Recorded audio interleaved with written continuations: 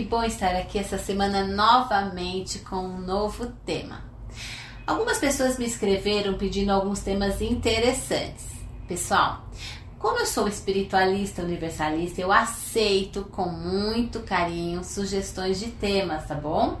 Não fico presa em nenhuma religião, filosofia ou seita.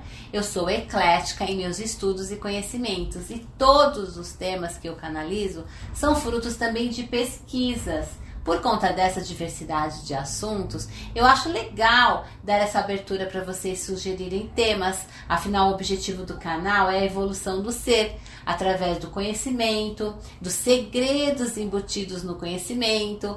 Afinal, conhece a verdade e ela te libertará, já dizia Jesus. Na sequência de conhecer o tema, de desmembrar um pouco o tema, a gente vai meditar, orar, praticar esse conhecimento adquirido. A sugestão que eu escolhi para essa semana foi sobre como superar a tristeza de uma separação. Achou interessante? Eu também achei. Eu volto já para a gente falar mais um pouquinho sobre esse tema. Se o assunto é ruptura, não se deixe enganar. Pense logo, Marprex, eles vão lhe ajudar. Qualidade, preço justo e assistência nacional, levando inovação a você profissional. Pintou a Prex, pintou beleza, pintou a Prex, pintou beleza, pintou a Prex, pintou beleza. Oi, voltei. Bem, a primeira coisa que preciso falar para você é que não há fórmula mágica para enfrentar uma separação. Que pena, né? Eu entendo que muitas vezes as pessoas pensam que vão encontrar num canal, num vídeo, numa terapeuta, num médium, numa cartomante essa fórmula.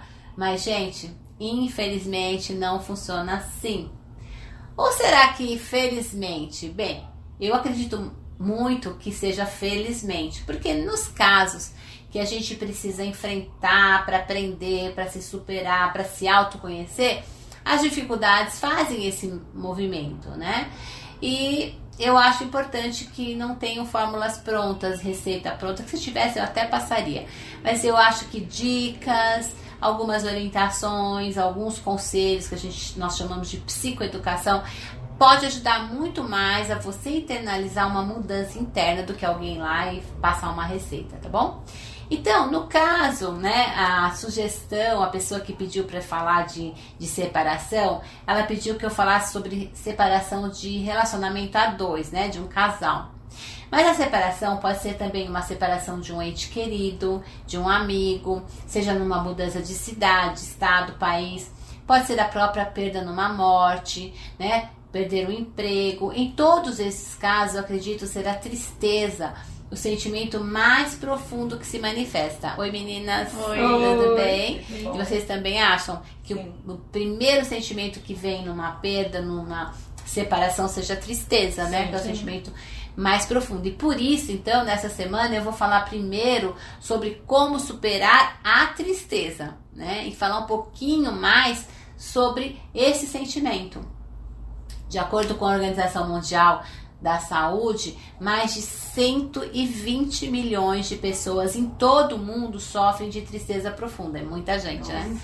A pessoa não tem ânimo para fazer as coisas, se sente afastada das pessoas, se afasta, abandona muitas vezes os seus sonhos, os seus ideais. E nestes vídeos dessa semana eu vou relacionar a tristeza com algumas questões específicas, tá? Então, assim, essa semana, nas próximas semanas, eu quero falar sobre separação amorosa, separação de um amigo, a perda de um ente querido e a perda profissional. Cada semana nós vamos falar de um tipo de perda ou separação. Mas antes, é importante entender a diferença, que eu acho muito importante, entre tristeza e depressão. A tristeza, ela faz parte da vida e normalmente uma pessoa que está triste, ela tem um motivo específico para apresentar esse sentimento, que pode durar um tempo relativamente curto, mas já na depressão está associada a uma tristeza persistente, sem motivo aparente, que consome todos os pensamentos, minando todas as vontades da pessoa. Nesse caso, se a pessoa permanecer triste e desanimada, sem motivos aparentes por mais de 15 dias, é indicado e muito importante neste caso que seja, aí seria considerado uma depressão e a pessoa precisa procurar ajuda médica ou psicológica, até para uma avaliação se é tristeza, se é melancolia, se é depressão, tá? Ficou clara a diferença entre tristeza e depressão? Espero que sim. Bom, então concluindo, embora a tristeza não seja uma depressão, ela pode te levar sim a um estado depressivo. Então, nessas semanas todas, se seguirem, nós vamos focar na tristeza e em outras ocasiões eu vou falar também sobre depressão, que eu acho importante vocês conhecerem um pouquinho mais. Bom, vamos focar então em separação, tristeza e superação. Não dá para falar de separação, tristeza e não falar da superação, que é o mais importante. Qual o sentimento mais forte em você caso esteja passando por uma separação? Hoje, falando sobre separação de casal, não esqueçam, tá? Os casais se separam por diferentes motivos. Qual é, né, se você estiver passando por um processo de separação, qual é o sentimento mais forte em você?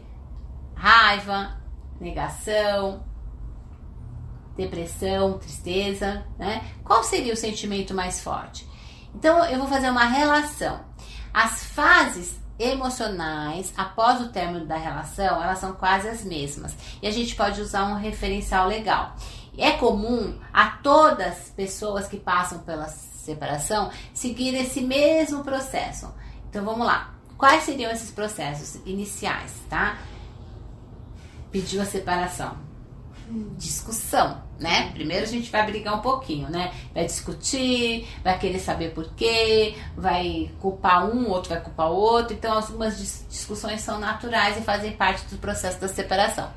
Aí a separação de bens, né? Aí separa os bens, separa aqui, cada um, eu vou ficar com o sofá, eu vou ficar com o puff, aquelas coisas, né? Difíceis de entender, mas acontece muito a separação, né? No sentido de material também da separação, né, de divisão.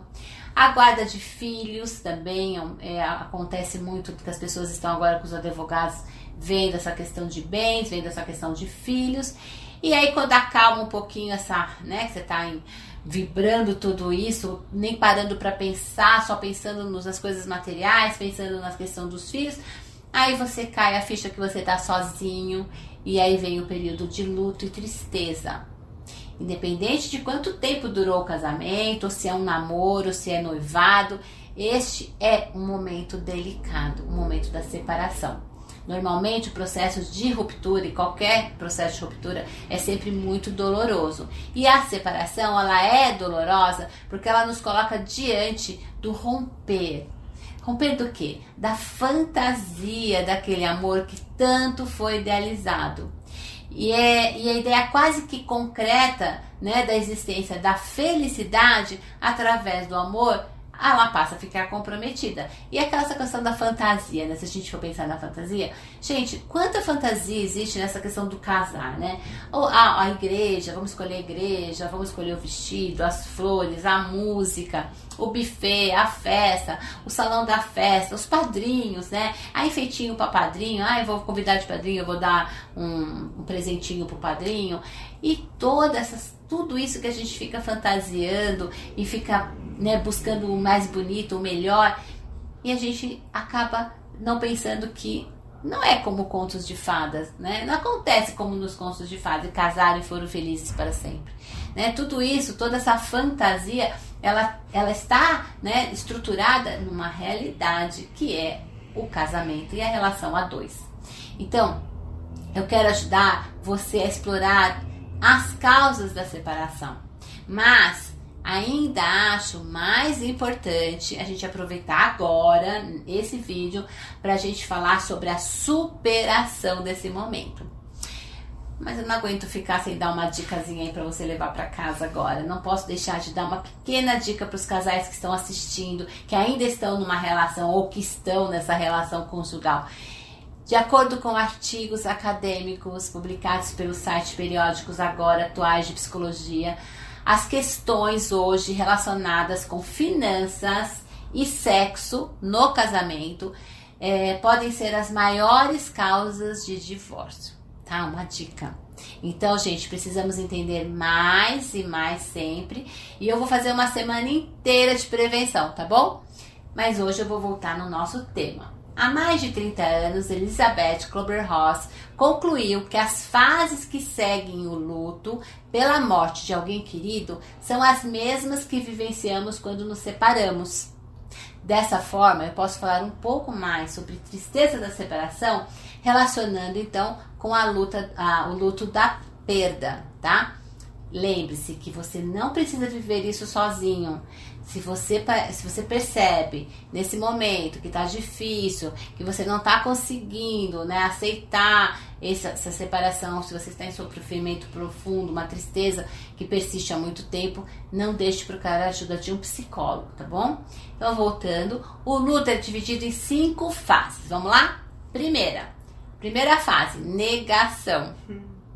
Diante de uma separação, a primeira vontade é de negar. Isso não está acontecendo comigo. Isso não está acontecendo. Ai, mas ele vai se arrepender, ele vai cair, né? Ele vai cair em si, vai achar... Não, imagina, não vou separar. Gente, um conselho. Fingir que não está nada acontecendo não ajuda. Não encarar a situação de frente não vai evitar o sofrimento e nem a separação. Então vamos lá? Abra os olhos, olha a situação de frente, a relação não tá boa, né? Você tem que, nesse momento, entender, não negar que o casamento não tá indo bem. E nessa fase, ela é bem legal, que você pode, na primeira fase, fazer o quê? Você pode buscar ajuda terapêutica, você pode fazer uma terapia de casal, você pode buscar ajuda ainda nessa fase, tá? E é interessante a gente entender isso.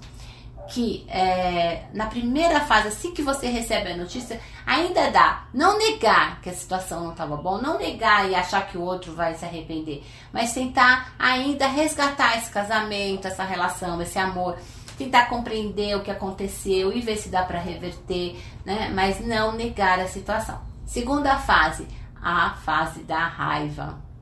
Quando se percebe mesmo o fim do relacionamento, normalmente vem a raiva, muita raiva. Podem acontecer muitas discussões, sabe aquelas discussões, agressões verbais, a culpa é sua, você é culpado, você arrumou outra, você tá me traindo, eu já imaginava. Então assim, isso não vai ajudar.